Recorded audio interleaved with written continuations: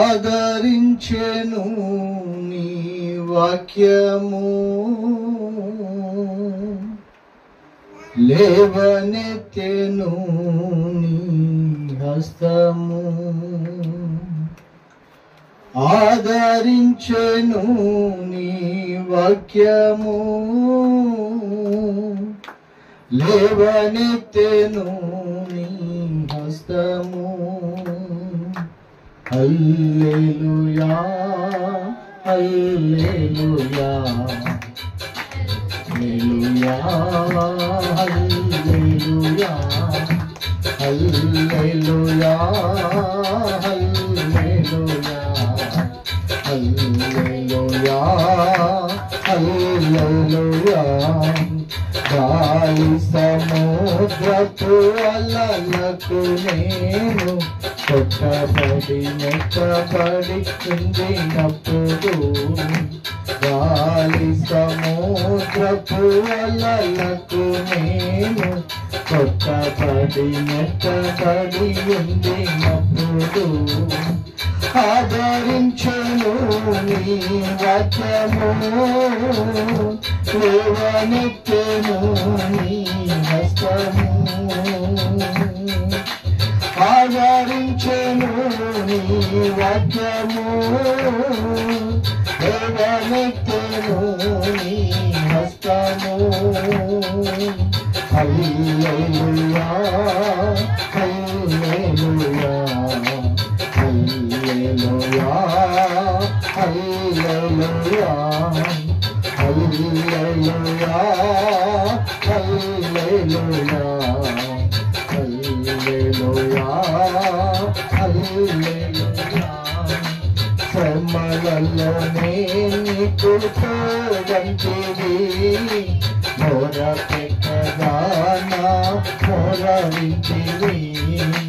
శ్రమలలోనే నీకు తోడంటివి, మొర పెట్టగా నా మొర వింటివి.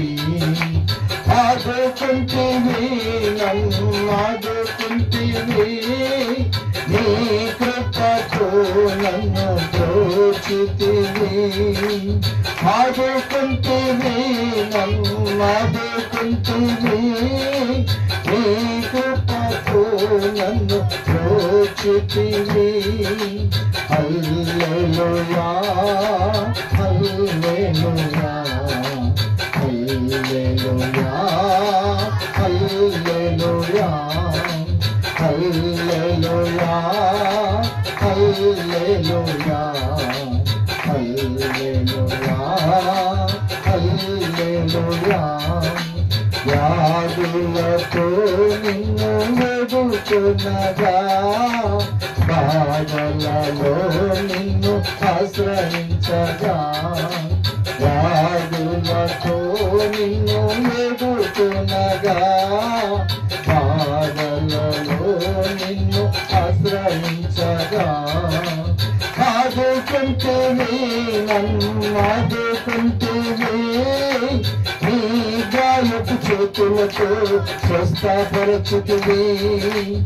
ఆదుకుంటివి నన్ను ఆదుకుంటివి, నీ గాయపు చేతులతో స్వస్థపరచుతివి.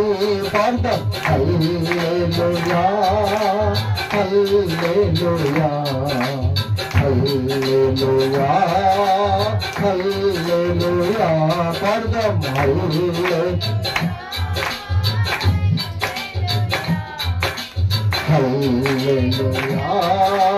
హల్లెలూయా. నా తట్టు రమ్మని పిలిచితివి, నేను నీకు తోడుగా ఉంటానంటివి. నా తట్టు రమ్మని పిలిచితివి, నేను నీకు తోడుగా ఉంటానంటివి. ఆదుకుంటివి నన్ను ఆదుకుంటివి, నీ ప్రేమతో నన్ను చేరాదిస్తివి. ఆదుకుంటివి నన్ను ఆదుకుంటివి, నీ ప్రేమతో నన్ను చేరాదిస్తివి. చేస్తేవి. హల్లెలూయా హల్లెలూయా హల్లెలూయా హల్లెలూయా పదం హల్లెలూయా హల్లెలూయా హల్లెలూయా. గాలి సముద్రపు అలలకు నేను కొట్టబడి నెట్టబడి ఉండినప్పుడు, గాలి సముద్రపు అలలకు నేను కొట్టబడి నెట్టబడి ఉండినప్పుడు, ఆదరించెను నీ వాక్యము, లేవనెత్తెను నీ హస్తము. ఆదరించెను నీ వాక్యము, లేవనెత్తెను నీ హస్తము. హల్లెలూయా హల్లెలూయా హల్లెలూయా హల్లెలూయా పదం హల్లెలూయా హల్లెలూయా హల్లెలూయా హల్లెలూయా. సరళతి హల్లెలూయా హల్లెలూయా హల్లెలూయా హల్లెలూయా హల్లెలూయా హల్లెలూయా హల్లెలూయా హల్లెలూయా. ఆదరించెను నీ వాక్యము, లేవనెత్తెను నీ హస్తము. ఆదరించెను నీ వాక్యము, లేవనెత్తెను నీ హస్తము. హల్లెలూయా హల్లెలూయా హల్లెలూయా హల్లెలూయా. శరణతి హల్లెలూయా హల్లెలూయా హల్లెలూయా హల్లెలూయా హల్లెలూయా హల్లెలూయా హల్లెలూయా. glory హల్లెలూయా హల్లెలూయా హల్లెలూయా హల్లెలూయా. గాలి సముద్రపు అలలకు నేను కొట్టబడి నెట్టబడి ఉండినప్పుడు, ఆదరించెను నీ వాక్యము, లేవనెత్తెను నీ హస్తము. హల్లెలూయా హల్లెలూయా హల్లెలూయా హల్లెలూయా. ప్రార్థన చేసుకుందాం. ప్రేమ నమ్మకము కలిగిన తండ్రి, పరిశుద్ధుడానికి స్తోత్రములు ప్రభువా. ఈ ఆదివారము నాడు చిన్న మందగా కూడుకొని ఇంతవరకు నిన్ను స్తుతించి నిన్ను ఘనపరిచి పాటలతో నిన్ను ఆరాధించి కొద్ది నిమిషాలు నీ శరీరంలో నీ రక్తంలో పాలు పొందక మునుపు ప్రభువా, నీ వాక్యమనబడిన ఉదక స్నానము కిందికి వెళ్తూ ఉండగా నాతో మాతో మీరు మాట్లాడమని, నీ వాక్యము ప్రకటింపబడుతూ ఉంటుండగా మా లోపమేమిటో మా బలహీనత ఏమిటో మాకు తెలియపరిచి నీ పరిశుద్ధమైన రక్తములో కడగబడి శుద్ధులమై యోగ్యులమైన బలలో పాలు పొందే కృప మాకందరికి దయచేయమని. వాక్యాన్ని వివరింపబోతున్న నీ దాసుడొట్టి వాడు తన దేశములను తన అపరాధములను ప్రభు కడిగి తన నోటని శ్రేష్టమైన వాక్కును ఉంచి మా అందరితో మీరు మాట్లాడి మహిమ పొందమని ఉన్న సమయం అంతా నీ కృపకు, నీ పాదాలకు సమర్పిస్తూ యేసుక్రీస్తు నామములో సమర్పించి ప్రార్థించి అడిగి వేడుకుంటున్నాము తండ్రి. ఆమేన్. హల్లెలూయా. స్వరమెత్తి హల్లెలూయా. ప్రభునామానికి మహిమ కలుగును గాక. క్రీస్తునందు ప్రియమైన దేవుని బిడ్డలారా, పరిశుద్ధ బైబిల్ గ్రంథంలో నుండి ఒక మాట చదివి క్లుప్తమైన వాక్య సందేశముతో ప్రభు బల్లలోకి వెళ్దాం.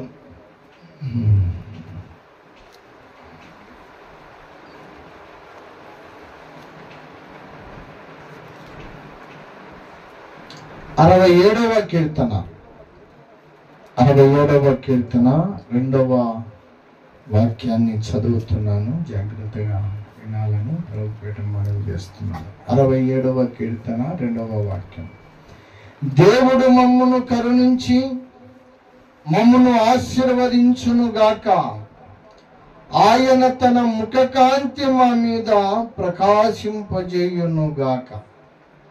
ఈ వాక్య భాగములో నుండి పరిశుద్ధాత్మ దేవుడు మనతో మాట్లాడును గాక. ఆమేన్. క్రీస్తునందు ప్రియమైన దేవుని బిడ్డలారా, చదవబడినటువంటి వాక్య భాగము దావీదు భక్తుడు ప్రార్థన చేస్తున్నటువంటి వాక్య భాగము. దావీదు భక్తుడు ప్రార్థన చేస్తూ ఉన్నాడు. ఏమని ప్రార్థన చేస్తున్నాడయ్యా అంటే, దేవుడు మమ్మల్ని కరుణించి మమ్మల్ని ఆశీర్వదిస్తే బాగుండును కదా అని దావీదు ప్రార్థన చేస్తున్నాడు. ఈ ఆశ భూమి మీద ప్రతి మానవునికి ఉంటది. దేవుడు మమ్మల్ని ఆశీర్వదిస్తే బాగుంటది, దేవుడు మమ్మల్ని దీవిస్తే బాగుంటదని ఆశ ఉండని మనిషి ఎవడని ఉంటాడు భూమి మీద? ప్రతి మానవునికి దేవుడు మమ్మల్ని ఆశీర్వదించాలి, దేవుడు మమ్మల్ని ఆశీర్వదించాలని ఆశ. ఏమండి, 2 ఎకరాల పొలం ఉందనుకో, వానికి ఒక 10 ఎకరాల పొలం దేవుడు ఇస్తానంటే వద్దంటాడా? వద్దనితడు ఎవరైనా ఉంటాడా? చిన్న గుడిసె ఉంది మనది, అయ్యా నీకు మంచి డబుల్ బెడ్రూమ్ ఇల్లు కట్టిద్దాం అనుకుంటున్నానంటే నువ్వు వద్దంటావా? వద్దు ప్రభువా, నాకు గుడిసెనే బాగుంది అంటావా?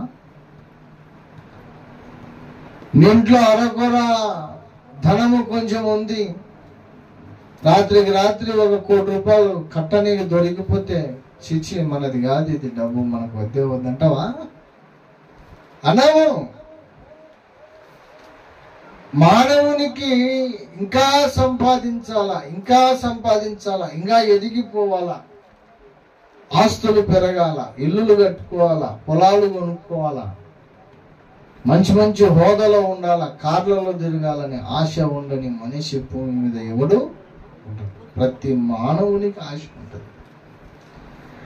దావీదు కూడా ఇదే ఆశ కలిగి ప్రార్థన చేస్తున్నాడు. ప్రభువా మమ్మల్ని ఆశీర్వదించు అన్నాడు. ఏమండి, 2వ సమూయేలు గ్రంథము 7వ అధ్యాయము 29వ వచనములో ఇంకా స్పష్టంగా అక్కడ ప్రార్థన చేస్తున్నాడు దావీదు భక్తుడు. ఏమని ప్రార్థన చేస్తున్నాడో తెలుసా? ప్రభువా నా కుటుంబాన్ని ఆశీర్వదించు అన్నాడు. 7వ అధ్యాయం 2వ సమూయేలు గ్రంథము 7వ అధ్యాయం 29వ వచనం చదువుతున్నాను. దయచేసి నీ దాసుడనైన నా కుటుంబము నిత్యము నీ సన్నిధిని ఉండునట్లుగా దానిని ఆశీర్వదించుము. యెహోవా నా ప్రభువా నీవు సెలవిచ్చి ఉన్నావు, నీ ఆశీర్వాదము నొంది నా కుటుంబము నిత్యము ఆశీర్వదింపబడును గాక. దావీదు అడుగుతున్నాడు, ప్రభువా నిత్యము నా కుటుంబం ఆశీర్వదింపబడాలి, నా భార్య బాగుండాలి, నా పిల్లలు బాగుండాలి, నా పిల్లలు బాగా చదువుకోవాలి, నా పిల్లలు మంచి మంచి ఉద్యోగాలు చేయాలి, మేము ఒకళ్ళ కింద చేతులు దాచకుండా ఒకరికి ఇచ్చే స్థితిలో మేము ఉండాలి, సమాజంలో మాకంటూ ఒక గౌరవం ఉండాలి, మేమంటూ ఒక ఉన్నతంగా బ్రతకాలి, నా కుటుంబం ఉన్నతంగా ఉండాలి ప్రభువా, నా కుటుంబాన్ని ఆశీర్వదించని దావీదు ప్రార్థన చేస్తున్నాడు. ప్రియులారా, దేవుడు నిన్ను నన్ను పిలిచింది కూడా ఆశీర్వాదములకు మనం వారసులగునకని పిలిచాడట. పేతురు రాసిన మొదటి పత్రిక 3వ అధ్యాయం 9వ వచనం చూడండి. ఆశీర్వాదమునకు వారసులగుటకు మీరు పిలువబడితిరి. మనం దేనికి పిలువబడ్డామంట? ఆశీర్వాదానికి వారసులవనికనే పిలువబడ్డామంట. ఆశీర్వదింపబడనికనే పిలువబడ్డామంట. ఏమండి, అసలు ఆశీర్వాదం అంటే అర్థం ఏమిటి? దావీదు అంటున్నాడు, నా కుటుంబాన్ని ఆశీర్వదించు, నా కుటుంబాన్ని ఆశీర్వదించు అని ప్రార్థన చేస్తున్నాడు. అబ్రహాము కూడా అడిగాడు, నా పిల్లోని ఆశీర్వదించు ప్రభువా అని. చాలా మంది మనము కూడా అడుగుతాం, ప్రభువా నన్ను ఆశీర్వదించు, నా కుటుంబాన్ని ఆశీర్వదించు. అసలు ఆశీర్వాదం అంటే ఏమిటి?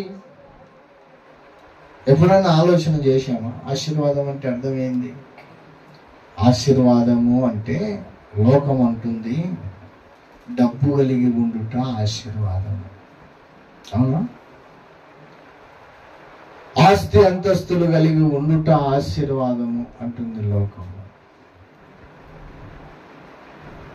రాత్రికి రాత్రి మనకు లంకెబిందులు దొరికి కోటీశ్వరులు అయినాం అనుకో, పొద్దున్న లేసరికి మనకందరికి ఏమంటారు?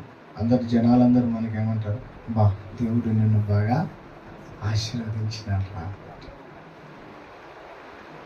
మంచి ఆస్తిలోని చూసి మనం ఏమంటాం?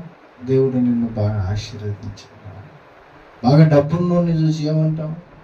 దేవుడు నిన్ను ఆశీర్వదించాడు. మన పెళ్ళికి పోయినా ఆమె శరీరం అనేది కనిపించట్లేదు, అంత బంగారుతోనే కప్పేసింది తల్లి. మొత్తం బంగారే. సుమారుగా మెడలో 12-13 దండలు పెట్టింది. గాజులు ఈడ మోచేతి వరకు గాజులు, అంత బంగారు గాజులేనంటాడు. నడుముకు వడ్డానం ఏమి, ఈ చెవుకా నుంచి తీసుకుంటే ఇదంతా పెట్టింది. శరీరమే కనిపించట్లేదు, బంగారం. అన్నం తింటున్నాము, ఆ పెళ్ళి అయిపోయింది, నేను అన్నం తింటున్నా, వాళ్ళు కూడా నా పక్కనే కూర్చున్నారు, బంతిలో కూర్చున్నారు. ఆ పక్క ఆమె అంటుంది, దేవుడు నీకు బాగా ఆశీర్వదించినట్టున్నాడు అక్క, అంత బంగారు పెట్టినావు నువ్వు అంటుంది. అంటే బంగారు పెట్టుకోవడం ఆశీర్వాదం, డబ్బు కలిగి ఉండడం ఆశీర్వాదం, ఆస్తి అంతస్తులు కలిగి ఉండడం ఆశీర్వాదం, ఏసీ ఇళ్లలో ఏసీ కార్లలో బతకడం ఆశీర్వాదం, మంచి బట్టలు దొరకడం ఆశీర్వాదం, మంచి తిండి తినడం ఆశీర్వాదం. అంతే కదా లోకం చెప్తున్నది? అవునా? లోకంలో అదే కదా ఆశీర్వాదం అంటే. లోకము చెబుతున్న ఆశీర్వాదము ధనము కలిగి ఉండుట. కానీ బైబిల్ అంటుంది, బైబిల్లో ఒక మనిషిని మీకు పరిచయం చేస్తాను, ఆ మనిషి పేరు యేషావు. చూడండి 33వ అధ్యాయం, ఆదికాండం 33వ అధ్యాయము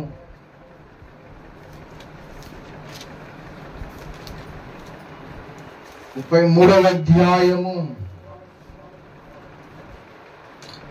బైబిల్లో యేషావు యాకోబు అనబడిన వారు ఇద్దరు అన్నదమ్ములు ఉన్నారు. వాళ్ళ తండ్రి పేరు ఇస్సాకు. ఇస్సాకుకు ఇద్దరు కుమారులు, ఒకని పేరేమో యేషావు, ఇంకొకని పేరేమో యాకోబు. గుర్తుంటుందా పేర్లు మీకు? యేషావు, యాకోబు. ఈ యేషావు అనేవాడు పెద్దవాడు, యాకోబు అనేవాడు చిన్నవాడు. ఇంటికి జ్యేష్ఠ కుమారుడు ఎవడు? పెద్దోడే. ఫస్ట్ ఎవడు పుడతాడో వాడే జ్యేష్ఠ కుమారుడు. జ్యేష్ఠ కుమారునికి ఏం బాధ్యతలు ఉంటుంది? ఇంటి యజమానుడు తండ్రి లేడనుకో, ఆ తండ్రి బాధ్యతలన్నీ ఆ కొడుకు మీదనే పడతాయి. అయితే యాకోబు ఏశావు జ్యేష్ఠ కుమారుడు, యాకోబేమో తర్వాత పిల్లడు, రెండవ వాడు. వీళ్ళిద్దరూ ఒకడేమో పెద్దోడేమో అడవికి పోయి వేటాడి జంతువులను తెచ్చి వాటిని వండుకొని తినే వృత్తి పెద్దది ఏశావుది. రెండవ వాందేమో తల్లి దగ్గర కూరగాయలు దొరుకుంటా వంటకు సహాయం చేసుకుంటా అమ్మ దగ్గర పని చేసుకుంటా ఇంట్లో ఉండేవాడు రెండవ వాడు యాకోబు. తీరా ఒకానొక రోజు ఏశావు అడవికి పోయి పగులంతా వేటాడిన ఒక చిన్న జంతువు కూడా ఆ మనిషికి దొరకదు. ఉపవాసంతో కొండంతా తిరిగి తిరిగి తిరిగి తిరిగి సాయంత్రం పడేసరికి భయంకరమైన ఆకలిస్తుంది. కష్టం చేసినోనికి, కష్టపడేతోనికి, పని చేసేతోనికి అన్నం లేకుండా పని ఎంతసేపు చేస్తాడు? ఒక పూట 2 పూటలు చేస్తాడు. 3వ పూటకైనా ఆకలి తట్టుకోలేడు. ఆ మనిషి కొండంతా తిరిగి తిరిగి ఆకలి కొని ఇంటికి వచ్చే టయానికి తమ్ముడు మంచి చిక్కుడుకాయల కూర వండుతున్నాడు ఇంట్లో. అది బాగా ఎర్రగా అనిపించింది ఈయన కంటికి, బాగా మంచి వాసన వస్తుంది. ఆకలిలో ఉన్నోనికి చట్నీ అయినా బాగానే ఉంటుంది, బాగా ఆకలి వేస్తుంది. కడుపు నిండినోనికి మాంసమైనా అంతగా బాగుండదు. మంచి ఆకలి మీద ఉన్నాడు, అది కంటికి బాగా రమ్యంగా కనిపించింది కూర.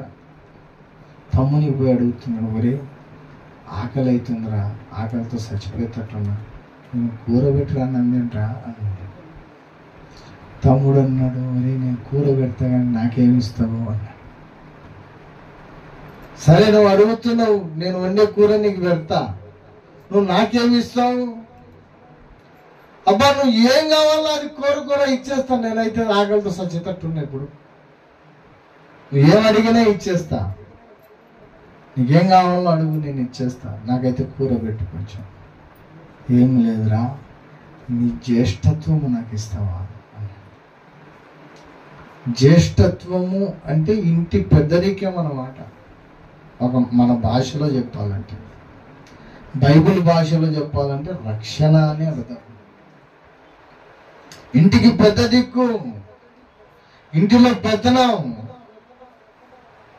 ఇంట్లో ఉన్నటువంటి పెత్తనాల కోసం చాలా మంది కొట్లాడుకొని వచ్చుంటారు. కోడలు లాగంగా అత్త ముసలైన పెత్తనం వేయలేదని అతను కొట్టుకోవడం ఉన్నారు. కొంచెం కోడలు ఏదైనా పెత్తనం చేస్తే అత్త కొట్టుతుంది, ఇది నిన్నగాక మొన్న వచ్చింది పెత్తనం చేస్తుందని కొడుతుంది. తోడు కోడలు కొట్లాడుకుంటారు, పెత్తనం నాకు కావాలంటే నాకు కావాలి, ఇంట్లో బీరో తాళాలు నా దగ్గర ఉండాలంటే నా దగ్గర. మన భాషలో చెప్పుకోవాలంటే ఈ యాకోబు ఏం చేశాడంటే, అయ్యా నీ జ్యేష్ఠత్వం నాకు ఇచ్చేసేయి, నీ పెత్తనం నాకు ఇచ్చేసేయి. ఒక పూట కూటి కొరకు, ఆ చిక్కుడుకాయల కొరకు తన జ్యేష్ఠత్వాన్ని తమ్మునికి అమ్మేసుకున్నాడు ఏశావు. సర్లేనా తీసుకో, దాన్నేమో నువ్వే చెయ్యి పెత్తనం, నువ్వే పెద్ద దిక్కు ఉండు. ఎంత దరిద్రం అది! ఒక పూట అన్నం తినకపోతే చచ్చిపోతావా? ఒకరోజు అన్నం తినకపోతే చచ్చిపోతావా? దేవుడే ఇచ్చిన గొప్ప వరం జ్యేష్ఠత్వం అనేది, అవునా? ఆ దేవుడిచ్చిన గొప్ప వరాన్ని వీడు ఒక్క పూట తిండి కొరకు అమ్మేసుకున్నాడు, తమ్ముడికి జ్యేష్ఠత్వాన్ని అమ్మేసుకున్నాడు. అలాగా జ్యేష్ఠత్వాన్ని పోగొట్టుకున్నవాడు ఏశావు. ఒక పూట తిండిని మానుకొనైన జ్యేష్ఠత్వాన్ని పొందుకున్నవాడు యాకోబు. అందుకే దేవుని దృష్టిలో యాకోబు ఘనుడయ్యాడు. ఏమండి, ఒక మాట చెప్తా, ఒకసారి అట్లా కూర ఇచ్చి జ్యేష్ఠత్వాన్ని తీసుకున్నాడు. ఇంకొకసారి ఏం చేశాడంటే, వాళ్ళ నాయన ముసలోడైపోయినాడు ఇస్సాకు, కళ్ళు కనిపించట్లేదు, పండు వృద్ధుడిగా చచ్చిపోయే టైంలో ఉన్నాడు. తండ్రికి పెద్ద కొడుకంటే చాలా ఇష్టం, తల్లికి చిన్న కొడుకంటే చాలా ఇష్టం. తండ్రి ఏం చేసినాడంటే పెద్ద కొడుకుని పిలిచినాడు, ఒరే ఏశావు ఇక్కడ రా అంటే వచ్చినాడు. ఏం డాడీ? ఏం లేదురా, ఇంక నేను రేపో మాపు చచ్చిపోయేటట్టున్నా, ఇంక నేను దగ్గరికి వెళ్ళాను, నాకు ఒక ఆశ ఉంది, ఆ కోరిక తీర్చురా. ఏం డాడీ, ఏం నీ కోరిక చెప్పండి. ఏం లేదురా, నువ్వు అడవికి పోయి మంచి ఒక జంతువును వేటాడి దాన్ని తీసుకొచ్చి వండి నాకు తీసుకురా, నేను కడుపు నిండా తిని నిన్ను ఆశీర్వదిస్తాను అంటే, సర్లే మా నాన్న చివరి కోరిక ఆశీర్వాదాలు పొందుకుంటానేనని చెప్పేసి వీడు కొండకు పోయినాడు. ఆ పెద్ద కొడుకు తండ్రి చెప్పేదంతా తల్లి వినింది. తల్లి విని చిన్న కొడుకు పిలిచి చెప్పింది, ఒరే మీ నాన్న మీ అన్నతో ఇట్లా అంటుండే నేను విన్నాను, నువ్వేం చేస్తావంటే మీ అన్న రాకముందే నువ్వు పరిగెత్తుకుంటూ పోయి మన మందలో ఒక పొట్టేలు పిల్లని తీసుకొని దాన్ని కోసి దాని కూర తీసుకురా, నేను మంచిగా వండుతా, ఆ వండి తీసుకుపోయి నువ్వు మీ నాన్నకి పెట్టి నువ్వు ఆశీర్వాదం నువ్వు తీసుకుపోరా అని తల్లి ఐడియా చెప్పింది చెప్పడానికి. వాడు చక్కగా పోయి ఆ మందలో ఉన్నటువంటి ఒక పొట్టేల్ని తీసుకొచ్చి దాన్ని కోసేసి దాన్ని చక్కగా తల్లి వండితే తీసుకుపోయి కొడుకు దగ్గర పెట్టినాడు, తండ్రి దగ్గర పెట్టినాడు. ఆ పెద్ద కొడుకుకేమో శరీరం అంతా ఎంట్రికలు ఉంటుంది, చిన్నోడికేమో పెద్ద ఎంట్రికలు ఉండవు. ఒకవేళ మా నాయన నన్ను పట్టుకొని చూస్తే ఎంట్రికలు వీడు చిన్నోడు అనుకుంటాడేమో అని చెప్పేసి ఆ గొర్రెది బొచ్చు కప్పుకొని తండ్రి దగ్గరికి వెళ్ళాడు. నాన్న అంటే ఎవడరా అంటే, నేను నాన్న ఏశావును. తండ్రి వింటున్న స్వరం గుర్తుపడతాడు కదా, అరే నువ్వు ఏశావు అన్నట్టున్నవి యాకోబు స్వరం వినిపిస్తుంది నీది. లేదు నాన్న నేను ఏశావును అంటే, దగ్గరికి రారా చూస్తా. దగ్గరికి పోయి తడుముతే అంత ఇంటికెళ్ళి తగులుతుంది చేతికి. పట్టుకుంటేనేమో ఏశావు, వింటేనేమో యాకోబు అనిపిస్తుంది నాకు. లేదు నాన్న ఏశావుని, నువ్వే కదా నాతో చెప్పినావు మాంసం తీసుకురా, నేను తినేసి నీకు ఆశీర్వదిస్తాను, నువ్వు చెప్పినట్టు తెచ్చినా నాయన. అది తిని యాకోబును ఇస్సాకు ఆశీర్వదిస్తాడు. ఏ ఒక్క ఆశీర్వాదము కూడా లేకుండా ఆశీర్వాదాలన్నీ యాకోబుకి ఇచ్చేస్తాడు. తీర తర్వాత వాడు పరిగెత్తుకుంటూ వస్తాడు ఆ కూర వండుకొని. నాన్న నేను ఏశావునంటే, నువ్వేం వేసావురా, ఇప్పుడు దాకా ఆశీర్వదించేస్తే కదరా. ఎవరెవరు నేను కాదు నాన్న, మా తమ్ముడు నాకు మోసం చేసినాడు అంటే, నా దగ్గర ఆశీర్వాదం ఏం లేదురా నీకు, ఇంకా అంత వాడు తీసుకుని ఒక పూట కూటి కొరకు జ్యేష్ఠత్వమును అమ్ముకున్నవాడు తండ్రి ఆశీర్వాదము పొందుకోకుండా తడువు చేసినవాడు ఏశావు. ఏశావుకు మరి డబ్బులు లేవా? మనం అనుకుంటున్నట్టు లోకంలో ఆశీర్వాదం అంటే డబ్బు ఉండడం కదా, ఆస్తి ఉండడం కదా, అంతస్తు ఉండడం కదా. మరి ఏశావుకు డబ్బు లేదా? ఇంకా తండ్రికి మోసం చేశాడు, అన్నకు మోసం చేశాడు, 2 మార్లు అన్నకు మోసం చేశాడు. ఇంకా వాళ్ళ అన్నకు ఎక్కడ లేని కోపం వచ్చింది, వాడికి అనిపిస్తే చంపాలవాడిని నేను తమ్ముని మీద. వాయప్ప మా అన్న తమ్ముడు నన్ను చంపుతాడో ఏమోనని వాళ్ళ అమ్మ ఏం చేసిందంటే యాకోబు వాళ్ళ మామల ఊరికి పంపించేసింది. యాకోబు అక్కడికి పోయి వాళ్ళ మామ గొర్రెల మందను దాదాపుగా 40 సంవత్సరాలు కాశాడు. అక్కడ 12 మంది పిల్లలను అన్నారు, 4 భార్యలు, విస్తారమైన గొడ్లు, చాలా ఆస్తి సంపాదించాడు యాకోబు. ఒకరోజు దేవుడు దర్శించాడు, యాకోబు నువ్వు ఆ దేశాన్ని నుంచి పారిపోయి వచ్చినావు, తిరిగి ఆ దేశానికి పోన్నాడు. యాకోబు అంటాడు, మా అన్నకు నేనంటే ఇంకా కోపం ఉంటుంది, వానికి 2 సార్లు మోసం చేసిన, అడిగిపోతే వానికి కంట్లో పడితే నన్ను చంపేస్తాడు, లేదు నువ్వు అని దేవుడు పంపించాడు. ఆ యాకోబు తిరిగి తన స్వదేశానికి తన తండ్రి ఇంటికి పోతున్నప్పుడు తన అన్న ఎదురొస్తున్నాడని తెలుసుకున్నాడు.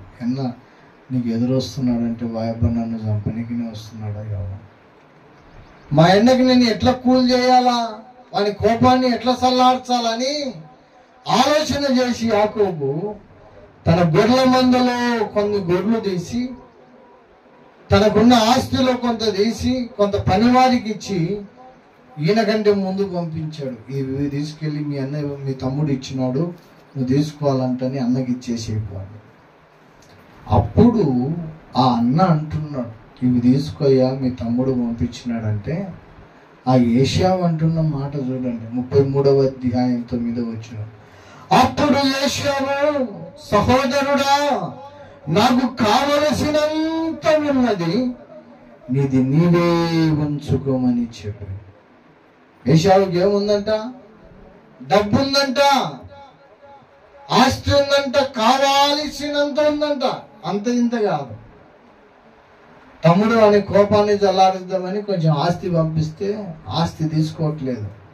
నాకు శాన ఉంది బాబు, నాకు దేవుడు శాన ఇచ్చినాడు, కావాల్సినంత ఆస్తి ఉంది, కావాల్సినంత ధనం ఉంది, డబ్బు ఉంది, నీది నువ్వే పెట్టుకో, నాకేమో.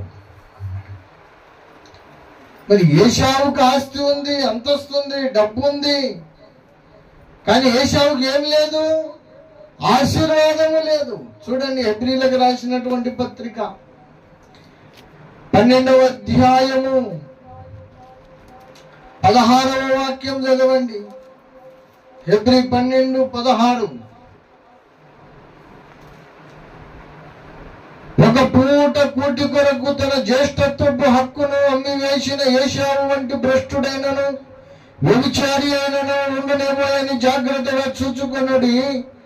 ఏశావు ఆ తర్వాత ఆశీర్వాదము పొందగోరి కన్నీళ్లు విడుచుచున్నను, దాని కొరకు శ్రద్ధతో వెదికినను, మారు మనసు పొందని అవకాశము దొరకక విసర్జింపబడేను. ఏమండి, నా మాటలు అర్థమవుతుందా మీకు? ఏశావుకు డబ్బు ఉంది కానీ ఆశీర్వాదం లేదు.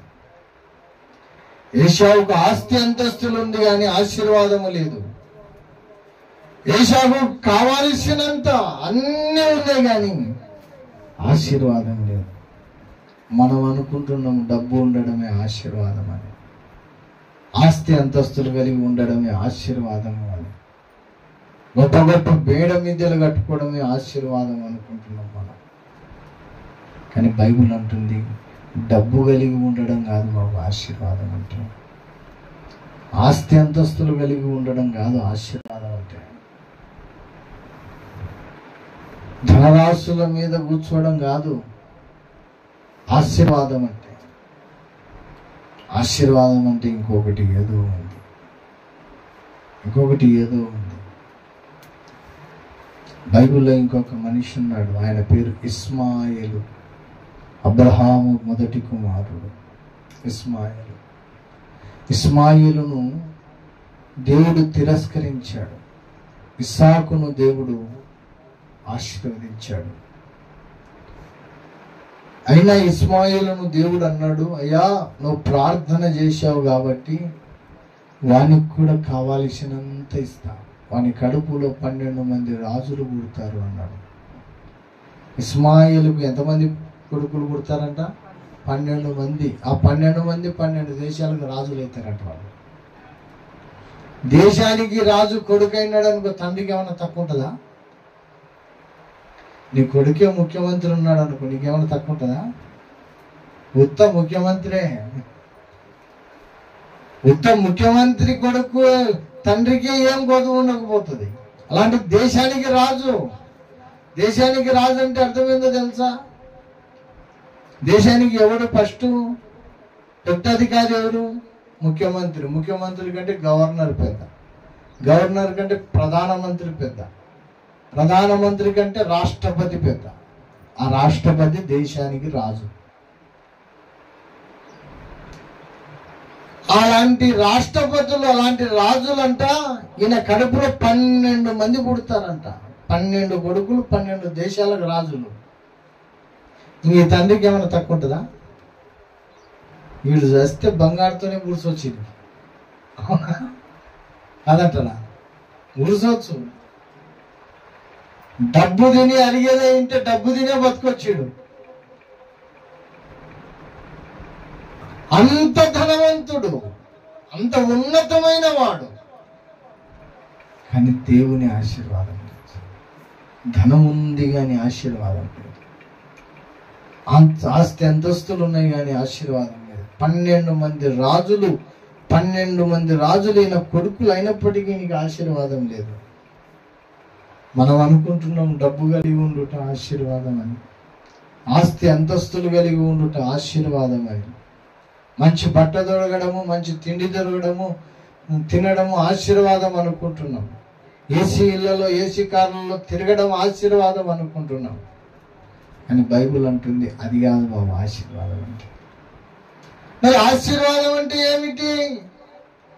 ఆశీర్వాదం అంటే ఏమిటి అంటే బైబిల్లో ఒక జరిగిన సంఘటన చెప్తాను, జాగ్రత్తగా వినండి. లూకా సువార్తలో ఒక ధనవంతుడు ఉన్నాడు. ఆ ధనవంతుడంటే ప్రతిరోజు ఊదా రంగు బట్టలు తొడిగేవాడంట. అంటే అప్పట్లో చాలా విలువైన బట్టలు, అవి కాస్ట్లీ బట్టలు అన్నమాట. ఆ కాస్ట్లీ బట్టలు తొడిగేవాడు. రెండవదిగా మంచి రాజభోజనం తినేవాడు. దాని బల్ల చుట్టూరుగా ఒక ముద్ద, వాని బల్ల చుట్టూరుగా పడే రొట్టె ముక్కలన్నీ ఏరితే ఇంట్లో పనులు తినేవాడంట, బయట కుక్కలు కూడా తినేటంట. అంటే వాడు ఎంత నిర్లక్ష్యంగా తింటున్నాడు. ఒక ముద్ద నోట్లో పోతే 2 ముద్దలు కింద పోతున్నాడు. అంత ధనము బలిసిపోయింది. అలాగా ఒక ధనవంతుడు ప్రతిదినము సుఖపడుతూ, ఎంజాయ్ చేస్తూ, ఆనందంగా బతుకుతున్నాడు. ఆ పెద్ద కోట వాని ఇల్లు. ఆ కోటకు ఎదురుగా ఒక అడక తినేతుడు ఉన్నాడు. వానికి సరైన తిండి లేదు, బట్ట లేదు, ఇల్లు లేదు. వాని శరీరం అంతా పుండ్లతో నిండిపోయింది. కనీసం స్నానం చేసుకోవాలంటే నీళ్లు లేదు, సబ్బు లేదు. వాని పేరు లాజరు. ఆ ధనవంతుని ఇంట్లో మిగిలిన అన్నము బయటికి తీసుకొచ్చి పారేస్తారు కదా. అది పారేసిన అన్నం తినకపోతే ఈ మనిషికి ఆ అన్నం తినకపోతే కుక్కలు వచ్చి పట్టుకుంటున్నాయంట. కుక్కల కోసం పారేసిన అన్నం అది. ఆ కుక్కల కోసం పారేసిన అన్నం ఈ మనిషి తినకపోతే కుక్కలు ఏం చేస్తాయి? కొట్లాడతాయి కదా. ఈ మనిషి అన్నం తినకపోతే కుక్కలు వచ్చి వాడిని తినే పరిస్థితి వచ్చింది. కుక్కలు వచ్చి వాని కొరుకులు నాకుతున్నాయి. అంత ఘోరమైన స్థితిలో బతికాడు ఆయన. ఒకరోజు ఈ లాజరు చచ్చిపోయినాడు, బీదోడు చచ్చిపోయినాడు. పోయి ఎక్కడున్నాడంట? అబ్రహాము రొమ్మున పరదేశంలో శ్రేష్టమైన దేశంలో ఉన్నాడంట. ఆ ధనవంతుడు కూడా ఒకరోజు చచ్చిపోయినాడు. వాడు చచ్చిపోయి ఆడున్నాడంట? పాతాళంలో అగ్నిలో యాతన పడుతున్నాడంట.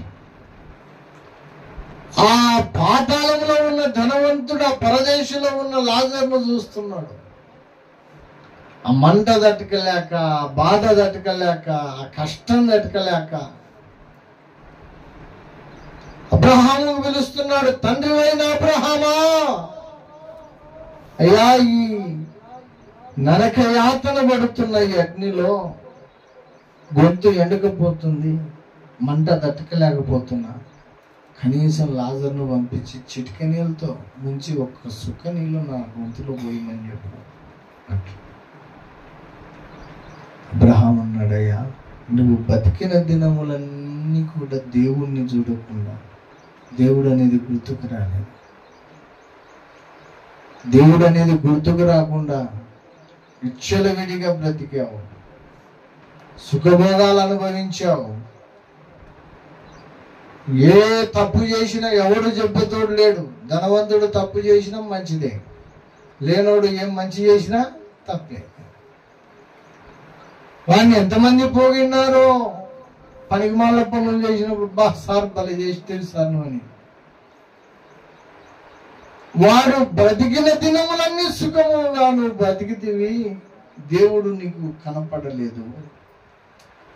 నీకు ధనము అనే మదముతో దేవుని దగ్గరికి రాలేదు, దేవుడంటే భయపడలేదు, దేవునికి ఏనాడు లోబడలేదు. నేనేరా దేవుణ్ణి అని విర్రవీగి బతికినవు, డబ్బును బట్టి, ఆస్తిని బట్టి, అంతస్తుని బట్టి. అందుకే ఈరోజు నువ్వు యాతన పడుతుంది. ఇదిగో ఈ లాజరు కష్టం ఉన్నా, నష్టం ఉన్నా, ఇబ్బంది ఉన్నా, ఇరుకున్నా, ఆకలి దప్పులున్నా, వీడు నమ్ముకున్న దేవుణ్ణి విడిచిపెట్టలేదు, దేవుని గట్టిగా పట్టుకున్నాడు. ఇదిగో ఇతడు శ్రేష్టమైన పరదేశంలో ఉన్నాడు అని అబ్రహాము ఆ ధనవంతునికి సమాధానం చెప్పాడు. ఏమండి, ఇప్పుడు చెప్తున్న ఆశీర్వాదం అంటే ఏమిటి అంటే డబ్బు కలిగి ఉండడం కాదు. నువ్వు చచ్చినాక దేవుని రాజ్యంలో వెళ్ళడమే ఆశీర్వాదం. మనం అనుకుంటున్నాం ఈ జీవితమే ఇంకా అన్ని అనుభవించాలా అనుకుంటారు. ప్రతిదానికి ఒక లిమిట్ ఉంటుందండి, ప్రతిదానికి ఒక హద్దు ఉంటుంది. ఏమండి, ఇంకా తినాలా, తాగాలా, ఇదే జీవితం. మొన్న చెప్తున్నాడు ఒకడు, మా ఊరికి ఒక తాండకు పోయినా, ఆ తాండలో మా సుగాలలో పొట్టేళ్ళు పోస్తారు. ఏదన్నా వాళ్ళ దేవునికి ఏదన్నా పొట్టేళ్ళు గిట్టేళ్ళు పోస్తారు. ఆ దేవుళ్ళకు కోసేటివి అయితే నేను పోను. మామూలుగా కోసినారు, ఏదో పొట్టేళ్ళు కోసినారు వాళ్ళు. దాన్ని రక్తము తీసుకొని దాని పొట్టపోగులన్నీ ఏమంటారు, దాన్ని బోటి అంటారు కదా, బోటిని నీట్గా కడిగి బోటిని చిన్న చిన్న ముక్కలు చేసి ఆ రక్తము జొన్న పిండి రెండు కలిపి ఒక కూర వండుతారు. దాన్ని అదంతా వేసి దాన్ని సోలి అంటారు. చాలా టేస్ట్ ఉంటుంది, మామూలు టేస్ట్గా సోలి అంటారు. వాడు అందరికి చేతిలో పెడతాడు, చిన్న చిన్న ఆకులు ఇచ్చి చేతిలో పెడతారు. నాకు కూడా పెట్టడానికి వచ్చినారు వాళ్ళు. నేనుండే అసలు ఇది నన్ను, ఎందుకంటే దాంట్లో రక్తం ఉంటుంది. క్రైస్తవులు మనం రక్తము తినకూడదు, రక్తం తినడం మహాపాపం. రక్తం తినకూడదు మనం, ఎందుకంటే దాని జీవము, దాని ప్రాణము ఆ రక్తంలోనే ఉంటుంది. ఆ రక్తాన్ని మనం తినకూడదు. మీలో ఇంకా ఎవరైనా రక్తము తినే వాళ్ళు ఉంటే అర్జెంటుగా అది మానేసుకోండి, మహాపాపం అది, తినకూడదు.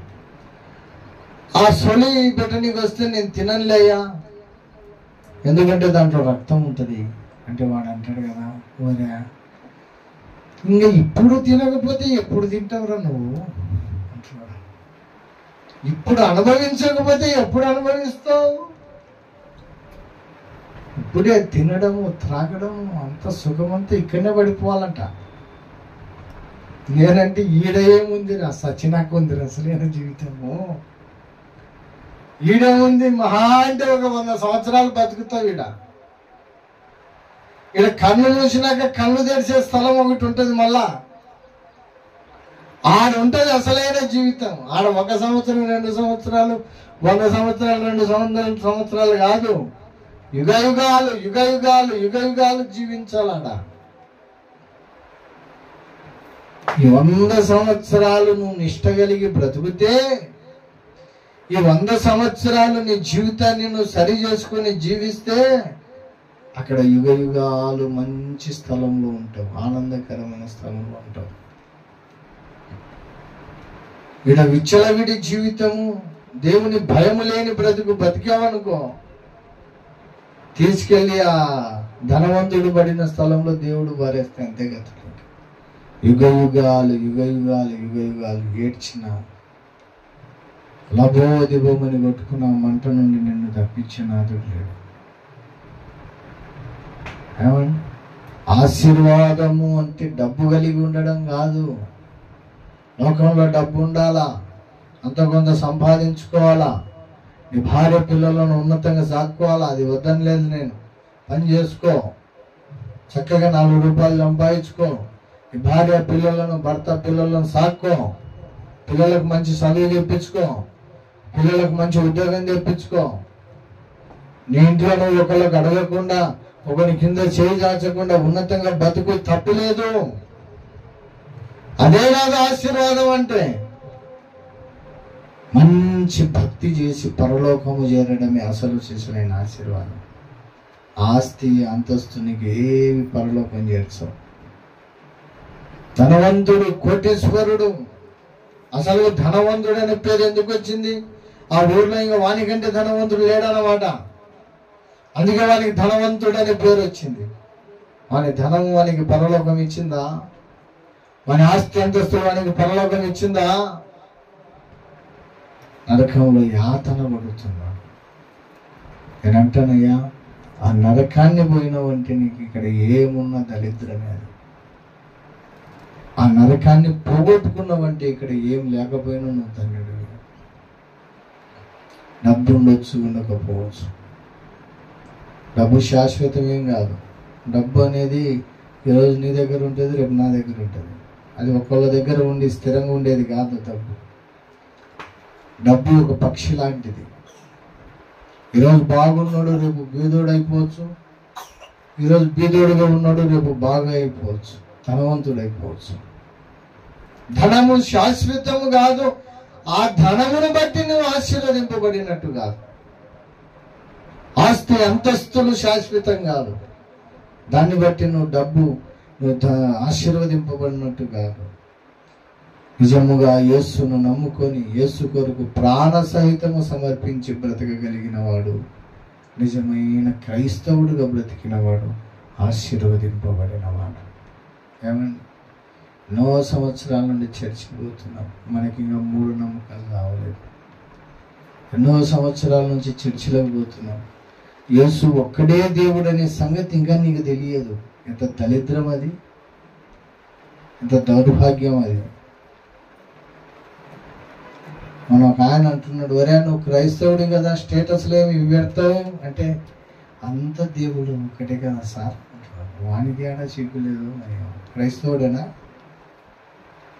క్రైస్తవునికి ఉన్న లక్షణం అది. దేవుళ్ళంతా ఒకటే సార్ అన్నాడు. దిమ్మ తిరిగిపోయింది నాకు. ఇదేం క్రైస్తవుడు నాయన? క్రైస్తవులు దేవులంతా ఒకటి కాదు. కులానికి ఒక దేవుడు, మతానికి ఒక దేవుడు, ప్రాంతానికి ఒక దేవుడు ఉండడు. నీకొక దేవుడు, నాకొక దేవుడు ఉండడు. దేవుడు అనేవాడు ఒక్కడే.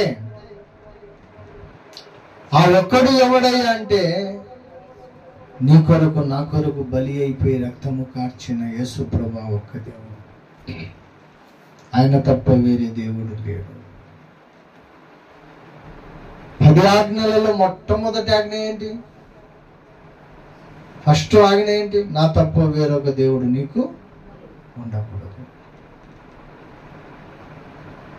ఆజ్ఞ అతిక్రమమే పాపము. దేవుడు చెప్పింది చేయకపోవడమే పాపము. దేవుడు అన్నాడు, నా తప్ప వేరొక దేవుడు లేడురా నాయన, నేను ఒక్కనే దేవుడురా.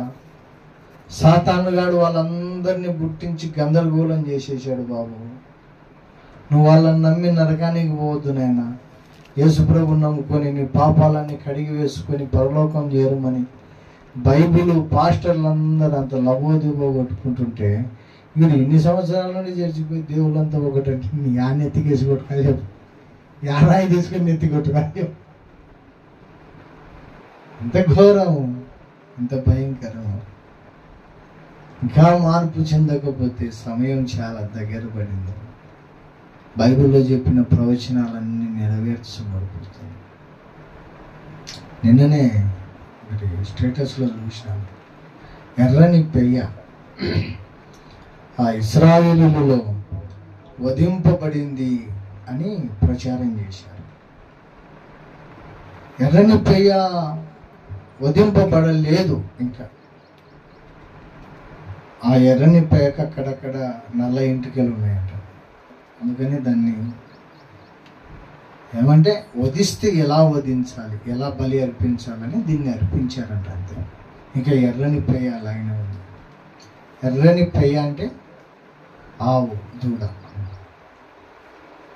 ఆవు దూడ ఎర్రగా, ఒక ఎంటిక కూడా నలుపు ఉండకూడదు, తెలుపు ఉండకూడదు.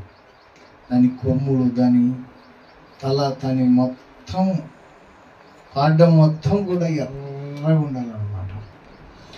అది బలి అర్పించి యెరూషలేము కట్టడం ప్రారంభం అవుతుంది. యెరూషలేము మందిరం 3వ దేవాలయం కట్టాల. ఫస్ట్ సొలొమోను కట్టిన దేవాలయం బబులోను రాజు వచ్చి కూడగొట్టేశాడు. తర్వాత ఎజ్రా కాలంలో కట్టబడింది 2వ మందిరం. అది కొందరు ముస్లిమ్స్ వాళ్ళు దాన్ని పడగొట్టి ఈరోజు మసీదు కట్టారు. ఈరోజు అది మసీదు కూలిపోయి ఆడ మందిరం కట్టాల. ఆ మందిరం కట్టిన తర్వాత ఆ మందిరంలో బలిపీఠము మీద ఎర్రని పెయ్య అర్పించాల. అప్పుడు యేసుప్రభు వస్తానన్నాడు. అది చేసినప్పుడు యేసుప్రభు వస్తానన్నాడు. మందిరం కట్టడానికి పర్మిషన్ వచ్చేసింది. మందిరం ప్రారంభమైంది. ఆడ బలి అర్పించడానికి ఒక పేయని తీసుకొచ్చారు. అది ఎక్కడి నుంచి వెతుక్కొచ్చారో తెలియదు. ప్రపంచం అంతా వెతికి వెతికి వెతికి వెతికి ఇన్ని సంవత్సరాలు దొరికింది ఒక పెయ్య. దాన్ని జాగ్రత్తగా సాకుతున్నారు. మందిరం అయిపోయినాక దాన్ని కోసేస్తారు.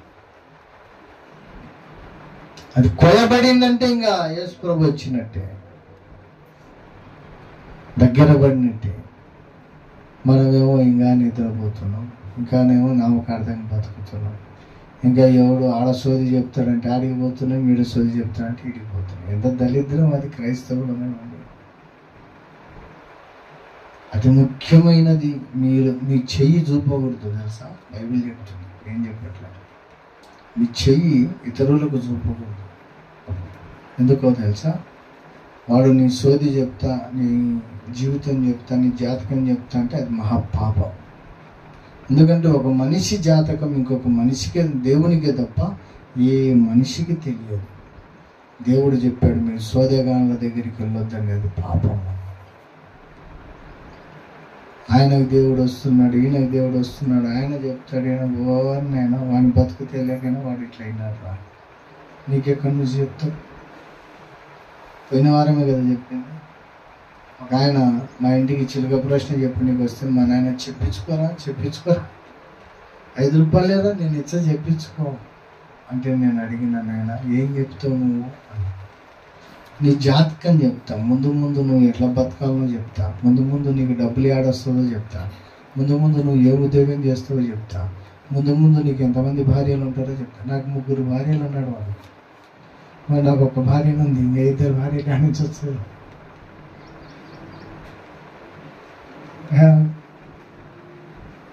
ఆడు నేను అడిగిన, అయ్యా మరి డబ్బులు ఏడొస్తాయో నేను ఏడ బాగుపడుతున్నాను నా జాతకం తెలిసినది నీకు. ముందు నీ జాతకం నువ్వు తెలుసుకొని బాగుపడేదాన్ని కదా. అవునా కదా? నీ జాతకం నాకు తెలిసింటే ముందు నా జాతకం నేను చూసుకుంటాను కదా. ముందు నాకు డబ్బులు ఏడొస్తుందో నేను అనుకుంటాను కదా. నీ జాతకం నీకు తెలుస్తే నువ్వు నా దగ్గరికి వచ్చి 5 రూపాయల కోసం నా జాతకం చెప్పవు కదా. సోది కదా అది. వాని జాతకమే వానికి తెలియదు. నువ్వు ఇచ్చే 5 రూపాయల మీద బతకనికి వస్తున్నావు. నీ గురించి ఏం చెప్తాడు వాడు? ఏదో 4 సోది మాటలు నేర్చుకున్నట్టు చెప్తాడు. అందరి జీవితంలో జరిగేటివే. కొన్ని చెప్తే నిజమే అంటుంటాడు వీడు పక్కన.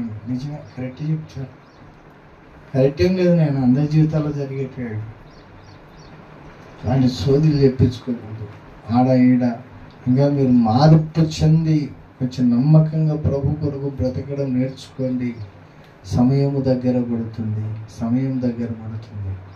పొరపాటున దేవుడు వచ్చేసినాడంటే తర్వాత నేను యేసు ప్రభువుని నమ్ముకుంటానన్న ఏశావు లెక్క తయారవుతుంది. ఏశావు ఆ తర్వాత ఆశీర్వాదము పొందాలని చాలా ఏడ్చినాడంట.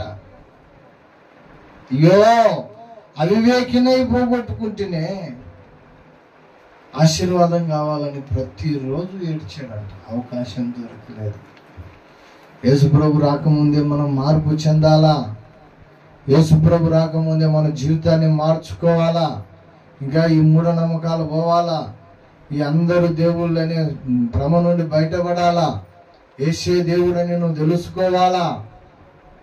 ఆయన తప్ప వేరొక దేవుడు, ఆయనే మార్గము, సత్యము, జీవము, ఆయన ద్వారానే పరలోకం అనే సంగతి నువ్వు తెలుసుకోవాలా.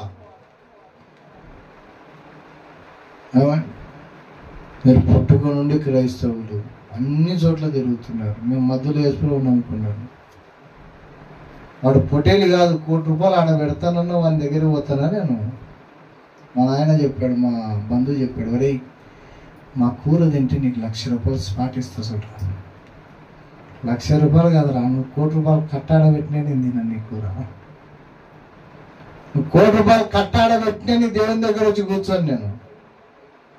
నువ్వు ₹1,00,00,000 కట్టాడబెట్టినే ఒక్క సెకండ్ అట్లా మొక్కిపోరన్నా కానీ మొక్కను నేను. ₹1,00,00,000 కట్ట అది మహాపాపం. ఒకసారి జీవము కలిగిన దేవుణ్ణి తెలుసుకొని ఇటువైపు తిరిగిన తర్వాత మళ్ళా నువ్వు అవతలి తిరగకూడదు. ఇంకా జీవితం పూర్తిగా మారిపోవాలా. నీకు ఒక ప్రత్యేకత ఉండాలి. అయ్యా నేను యేసుని నమ్ముకున్నవాడిని, యేసు రక్తంలో కడగబడిన వాడిని, ఆడికి పోకూడదు నేను, ఆడ మొక్కకూడదు నేను, వాటిని నమ్మకూడదు నేను అని ఇంగిత జ్ఞానం నీకు ఉండాలి. నేను ఎందుకంటున్నానయ్యా అంటే నువ్వు బాధపడినా బాధ లేదు, కానీ సమయం చాలా దగ్గర ఉంది. యేసుప్రభు వచ్చే కాలం దగ్గర పడింది. ఇప్పటికన్నా నీ బ్రతుకు మార్చుకో, బాగా అవుతావు. ఇలా నిష్ట కలిగి బ్రతకడమే యేసుప్రభును నమ్ముకోవడమే ఆశీర్వాదం. డబ్బు కలిగి ఉండుట ఆశీర్వాదం కాదు. ఇలా దేవుని కొరకు నిష్ట కలిగి బ్రతికి ఇక్కడ పొరపాటున కనుమూసినావు అనుకో, పరలోకములో చేరడమే ఆశీర్వాదం. దేవుని సన్నిధికి చేరడమే ఆశీర్వాదం. అది పోగొట్టుకున్నావు అనుకో, ఇంకా నువ్వు ఈడ ఎన్ని ఉన్నా ఏమున్నా, ఎంత సుఖభోగాలు అనుభవించినా అంత గంగలో పోసినట్టే. ఇది కాదు జీవితము. ఈడ ముగిసిన తర్వాత ఉంటుంది ఒక జీవితం. యుగ యుగాలు యుగ యుగాలు యుగ యుగాలు నీ ఆత్మ దేవుని సన్నిధిలో ఉండబోతుంది. ఒకవేళ దేవుని సన్నిధిని సంపాదించుకోకపోతే నరకంలో అగ్నిలో కాలబోతుంది. అంటే ఆ అగ్ని కాలే స్థలానికి నువ్వు పోవద్దు, దేవుని స్థలానికి నువ్వు వెళ్ళు. అలా వెళ్ళాలంటే నువ్వు ఇలా బతుకొని నీ మేలు కోరి చెప్తున్నాయి మాటలు. జీవితాన్ని మార్చుకోమని చెప్తున్నాను. అది నీకు ఆశీర్వాదం. ఇది కాదు ఆశీర్వాదం. ఆ ఆశీర్వాదమునకు వారసులు వెనుకనే దేవుడు మనందరినీ పిలిచాడు. దేవుని కొరకు రోసంగా బ్రతుకుదాం, పరలోకమని ఆశీర్వాదానికి వారసులు మగుదాం. దేవుడు అట్టి కృప మనకు అందరికీ దయచేయను గాక. ప్రార్థన చేసుకుందాం, ప్రార్థన చేసుకుందాం. హల్లెలూయా, హల్లెలూయా, హల్లెలూయా. స్తోత్రం, స్తోత్రం, స్తోత్రం, స్తోత్రం. సహోదరుడా, దేవుడు నీతో సూటిగా మాట్లాడాడు. ఒక మారు నిన్ను నువ్వు పరీక్షించుకోవాలని ప్రభు పేట నీకు మనవి చేస్తూ ఉన్నాను. ఎలాగున్నావు? నీ జీవితం ఎలాగున్నది? ఒకసారి నిన్ను నువ్వు పరీక్షించుకో. దావీదు అంటున్నాడు, ప్రభువా నా కుటుంబం ఆశీర్వదింపబడాలి, ఆశీర్వదింపబడాలన్న ఆశ, ఆశీర్వాదము కలిగి బ్రతకాలన్న ఆశ ప్రతి మానవునికి ఉంటది. నీకు నాకు కూడా ఉంటది. ఆశీర్వాదం అంటే డబ్బు కలిగి ఉండడం కాదు, ఆస్తి అంతస్తులు కలిగి ఉండడం కాదు, ధనధాన్యాలు కలిగి ఉండడం కాదు. లోకం అనుకుంటుంది డబ్బు కలిగి ఉండడం, ఆస్తి అంతస్తులు కలిగి ఉండడం అని. కానీ బైబిల్ అంటుంది డబ్బు కాదు నాయనా, రక్షణ కలిగి ఉండడం ఆశీర్వాదం. నిష్ట కలిగిన జీవితం కలిగి ఉండడం ఆశీర్వాదం. దేవుని కొరకు రోషంగా బ్రతికి లాజరు చేరుకున్న పరలోకానికి చేరుకోవడం ఆశీర్వాదం. అలా బతుకుతున్నావా? అలా జీవిస్తున్నావా? ఒకసారి నేను నువ్వు పరీక్షించుకోవాలని ప్రభుత్వం మనవి చేస్తూ ఉన్నాను. ప్రియ సోదరి సోదరుడా, వాక్యానుసారమైన జీవితము లేదేమో, ఒక మాట నిన్ను నువ్వు పరీక్షించుకో.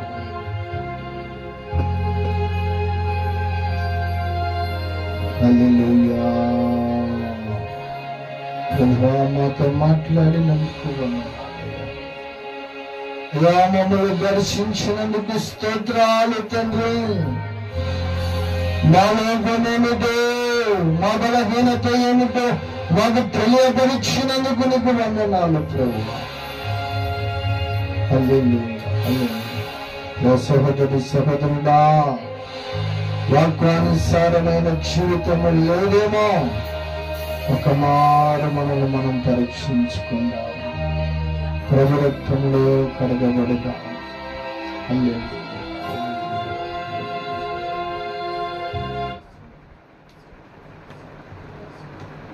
ఆదినది ఇది నాదని ఆర్భాటముతో ఆయాసముతో జీవించుటేలరా, ఏది నీది కాదురా సోదరా, ఏది నీది కాదురా సోదరా, వట్టి వాడవు నీవు మట్టి వాడవు ఎలారా, వట్టి వాడవు నీవు మట్టి వాడవు ఎలారా. మానవుడా ఓ మానవుడా, ఎందాకాని పయనముడా. అవును సోదరి సోదరు, అది నాది ఇది నాదని పరిగెత్తుతున్నావేమో. నీ జీవితంలో ఏది శాశ్వతమైనది కాదు. నీ బ్రతుకును మార్చుకో. పరలోకము సంపాదించుకునే భక్తి నువ్వు చేయగలిగితే చాలు. అది అసలు శిశులైన ఆశీర్వాదము. ఒకసారి నిన్ను నువ్వు పరీక్షించుకో. వాక్యానుసారమైన జీవితం, వాక్యానికి విరోధమైన జీవితం ఉన్నదా? ఒక మారు నిన్ను నువ్వు పరీక్షించుకోవాలని ప్రభుపేట నేను మనవి చేస్తాను. హల్లెలూయా, హల్లెలూయా, హల్లెలూయా. ప్రభువానికి వందనాలు తండ్రి. మాతో మాట్లాడినందుకు స్తోత్రాలు ప్రభువా. దైవజనునిగా నన్ను నేను పరీక్షించుకున్నట్టుకు కొద్ది నిమిషాలు మౌనమవుతున్నాను. మిమ్మల్ని మీరు పరీక్షించుకొని ప్రభు రక్తంలో కడగబడి బలకై సిద్ధపడాలని మీకు సమయం ఇస్తూ నేను సమయం తీసుకుంటూ కొద్ది నిమిషాలు మౌనమవుతున్నాను.